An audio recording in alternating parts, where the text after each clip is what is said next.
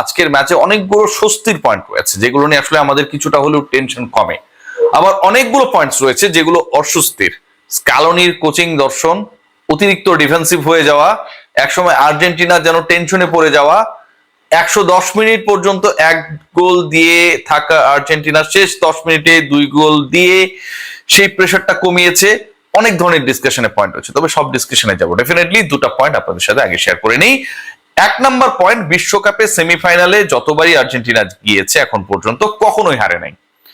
So যারা বিভিন্ন সময় কেপ ভার্দে, ইজিপ্ট, সুইজারল্যান্ড বিভিন্ন দল হয়ে আসছিলেন, বিভিন্ন দলের সমর্থক হয়ে আসলে আর্জেন্টিনাকে ফলো করছিলেন, তাদের জন্য আমার কাছে মনে হয় আর্জেন্টিনার সেমিফাইনালে যাওয়া, ইংল্যান্ডের এগেনস্টে যে ক্লাসটা আমরা ওয়েট করছি, যে মানে গ্রেট সেমিফাইনাল গুলো এবারের বিশ্বকাপে আসলে হবে স্পেনের সাথে, ফ্রান্সের, ইংল্যান্ডের সাথে আর্জেন্টিনার, তার একটা, এবং সেখানটা স্ট্যাট বলছে যে আর্জেন্টিনা সেমিফাইনালে কখনো হারে নাই। সো কনফিডেন্সের জায়গায়, স্ট্যাটিস্টিক্যাল জায়গা থেকে তারা এগিয়ে থাকবে। নাম্বার 2, লিওনেল মেসি তার এন্টায়ার ক্যারিয়ারে মর্তের সেরা ফুটবলার, ইংল্যান্ডের বিপক্ষে বিশ্বকাপে কখনো খেলে নাই। So it's going to be a very exciting semifinal, যেখানটায় আর্জেন্টিনা তাদের সেই স্ট্যাপটাকে ঠিক রাখার চেষ্টা করবে। 1986 বিশ্বকাপের স্মৃতিকে ইংল্যান্ড আর্জেন্টিনা আরেকবার ফিরিয়ে আনার চেষ্টা করবে। দুই দেশের মধ্যে ফকল্যান্ড আইল্যান্ডকে কেন্দ্র করে যে ধরনের উত্তেজনা একটা সময় ছিল, সেটা আবার নতুন রূপ পাবে, এবং আর্জেন্টিনা আরো একবার ফাইনালে যাবার পণ করে নামবে। আজকে স্বস্তির দিক কোথায়, কোন জায়গাটা আসলে সবচেয়ে বড় তৃপ্তির জায়গা ছিল? শুরুটা যদি করি, যে আজকে প্রথম 10 মিনিটেই আর্জেন্টিনা লিড পেল, লিওনেল মেসি এগেইন তার ক্রস ঠিক বললে ঠিক হবে না, যে তিনি কর্নার নিলেন এবং সেখান থেকে ম্যাক অ্যালিস্টারে অসাধারণ হেডার।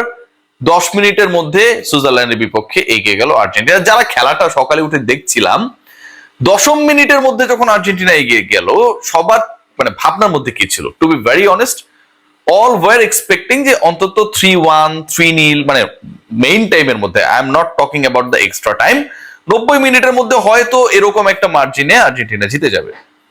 বাট সেই খেলাটা কোথায় গিয়ে ঠেকলো শেষ পর্যন্ত?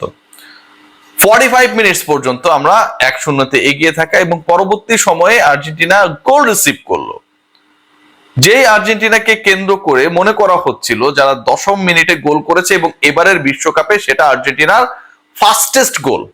কোয়ার্টার ফাইনালে গিয়ে আর্জেন্টিনা তাদের ফাস্টেস্ট গোলটা স্কোর করলো। তার পরবর্তী সময় পুরো দলটা একদম shaky, super defensive, no creativity, no attack. 10 মিনিটে প্রথম গোল পাওয়া আর্জেন্টিনা 110 মিনিট পর্যন্ত ওই এক গোলেই থাকলো। 10 জনে পরিণত, এমবোলো লাল কার্ড দেখে তার নাটক নিয়ে আলোচনা হবে। মাঠ ছাড়ার পরে সুইজারল্যান্ড 10 জনে পরিণত হবার পরেও আর্জেন্টিনা গোলের দেখা পেল না। Definitely it's a matter of tensed. আপনাকে এই ব্যাপার নিয়ে ভাবতেই হবে, টেনশিত হতেই হবে, যে আপনি প্রথম 10 মিনিটে গোল পাবার পরে যে স্ট্র্যাটেজিতে গিয়েছেন, is that supportable or not? Number 1। Number 2, আপনি পরের আরো 100 মিনিটে কোনো গোল পেলেন না, যেখানে একটা সিগনিফিক্যান্ট নাম্বার অফ টাইম প্রতিপক্ষ Switzerland, they had only 10 footballer, 1 down, they were only defending that time. আপনি কোন স্কোর করতে পারলেন না। এরপরে আসলে স্বস্তিতে আসে, মানে আর্জেন্টিনার ম্যাচ মানে কি, আপনার লাস্ট 10-11 মিনিটসে আপনি একটা আরাম পাবেন। সারাক্ষণ টেনশন নিয়ে থাকবেন, শেষে গিয়ে ওই আরামটা পাবেন। লাস্ট 10 মিনিটসের আরামটা কোথায় গেল? Lionel Messi again in attack, match চলছে এক্সট্রা টাইমে, 111তম মিনিট, লিওনেল মেসি কিক করলেন, বল ফিরিয়ে দিলেন সুইস গোলকিপার। সেই বলটা ফিরিয়ে দেওয়ার পর একটা পাস হয়ে জুলিয়ান আলভারেজের পায়ে, এবং জুলিয়ান আলভারেজ এবারের ওয়ার্ল্ড কাপে এখন পর্যন্ত স্কোর করেন নাই।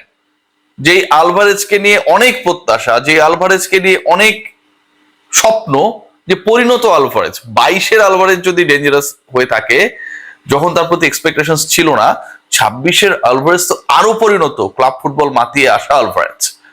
সেই আলভারেজ এবারে বিশ্বকাপে প্রথম গোলটা, দ্য ওয়ে হি স্ট্রাইক, যেভাবে যে স্টাইলে তিনি গোলটা করলেন, আমার কাছে মনে হয় যে প্রথমটা এমনই হওয়া উচিত ছিল। ধারাভাষ্য কক্ষ থেকে বলা হচ্ছিল যে আলভারেজের এই গোল অন্তত আরো 1 দশক পর্যন্ত আলোচনায় থাকবে। প্রায় 20 মিটার দূর থেকে বল কিক করলেন, সুইং হয়ে গোলকিপারকে বিট করে নেট করলো। আর্জেন্টিনা 2-1 এগিয়ে গেল। খেলার বাকি তখনও আর প্রায় 12 থেকে 13 মিনিট সব মিলিয়ে। বিশাল তৃপ্তি। আলভারেজ স্কোর করতে পারে নাই আগের 5 ম্যাচ পর্যন্ত, সেই আলভারেজ গোল করলেন। মেসি গোল করছেন কিন্তু আলভারেজরা গোল পাচ্ছেন না, সেই জায়গায় যেন সেই সকল প্রশ্নের উত্তর এই গোলটা দিয়ে দিল ইনস্টায়। বাকি থাকলো কে? লিওনেল মেসি না, তিনি অ্যাসিস্ট করেছেন, আজকে তিনি গোল করবেন না। ইংল্যান্ডের জন্য জমিয়ে রেখেছিলেন মেসি, আর ইংল্যান্ডের জন্য প্রিপারেশনটা আজকে ভালোভাবেই নিলেন আলভারেজের পরে লটারো মার্টিনেজ। ম্যাচ যখন একদম শেষের মুহূর্তে 2-3 মিনিট বাকি, লটারো 121 মিনিটে গিয়ে এবারের বিশ্বকাপে তার সেকেন্ড গোল করলেন, আজকের ম্যাচে থার্ড গোল। আগেরটা ছিল পেনাল্টি গোল, বাট এবার যে গোলটা করলেন কাউন্টার অ্যাটাকে আর্জেন্টিনা যেভাবে এই গোলটা আদায় করে নিল এবং শেষ 10 মিনিটে যেভাবে খেললো, প্রথমত এরকম অ্যাটাকিং আর্জেন্টিনা যে কোনো দলের জন্য বিধ্বংসী। লাস্ট ম্যাচে ইজিপ্টের বিপক্ষে যেই কাজটা করেছিল আর্জেন্টিনা, আজকে যেন সেটারই একটা ছোটখাটো ডামি হয়ে গেল। And Alvarez and Martinez, both of them, they are now in form. They have got the confidence যেটা ল্যাকিংসটা ছিল। আর্জেন্টিনা লিওনেল মেসি গোল না পাবার কারণে যতটুকু মন খারাপ, তার থেকে লিওনেল মেসি গোল না পেলেও Alvarez Martinez they are ready to score, এই তৃপ্তি, এই ভাবনা, এই শান্তিতে আমার কাছে মনে হয় they are more than happy, and it was very much needed. McAllister, Alvarez and মার্টিনেজের 3 গোল আজকে আমার কাছে মনে হয় যে was very much needed for Argentina. But যেই সময় আর্জেন্টিনা গোলগুলো করেছে, এক্সট্রা টাইমে খেলাটা চলে গেছে, that was not convincing, expected. এটাকে সাপোর্ট করার কোনো সুযোগ নেই। The way Lionel Scaloni actually think and the philosophy after scoring the first goal, এটা কোনোভাবে সাপোর্টেবল না। নাটক অনেক হয়েছে, নাটক করতে গিয়েই ইনফ্যাক্ট লাল কার্ড দেখেছেন, এবং সেই লাল কার্ডের কারণে একটা সময় সুইজারল্যান্ড 10 জনের পরিণত হয়েছিল। এই 10 জনের এগেইনস্ট আর্জেন্টিনা কি করতে পারে সেটাই করেছে, যা 11 জনের বিরুদ্ধেও তারা করেছিল। ওইখানটায় আমরা কোনো এক্সট্রা কোনো কিছু দেখতে পারি নাই। আলভারেজ মার্টিনেজের গোলের পাশাপাশি you have to praise Emi Martinez. আজকে যেভাবে কিপিং করেছে লাস্ট 5 গেমসে যদি দেখেন, দ্যাট মনে হচ্ছিল যে মানে তিনি কেন যেন শেকি, তার বডি চলছে না, রিফ্লেক্স প্রপার না। অনেক ক্ষেত্রেই যখন স্ট্রাইকার বা অ্যাটাকার বল নিয়ে সামনে এগুচ্ছেন, তিনি তার পজিশন থেকে সরছেন না, সামনে আগাতে চাইলেও বা মানে পারছেন না। এই যে অনেকটা স্টিডি একটা জায়গায় আমরা এমি মার্টিনেজকে দেখছিলাম, এবং যেটার জন্য আসলে তার বিশাল ফ্যান রয়েছে। আপনার জানেন, আপনার Lionel Messi, Emi Martinez the most popular footballer of the team and effective one as well. সেই এমি মার্টিনেজ যেন আবার 2022-কে ফিরিয়ে আনলেন 26-এ। আজকে the way he kept, that was really fabulous.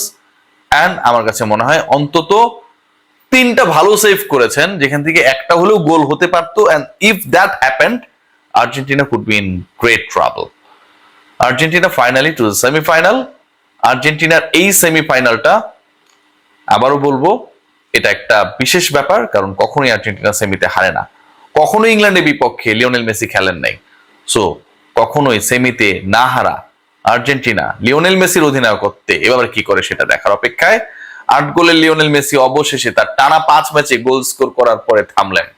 শুরুটা করেছিলেন আলজেরিয়ার বিপক্ষে, তারপরে করেছেন অস্ট্রিয়ার বিপক্ষে, তারপর করেছেন জর্ডানের বিপক্ষে, কেপ ভার্দে, দেন ইজিপ্ট, অবশেষে সুইজারল্যান্ডের বিপক্ষে মেসি গোল পেলেন না।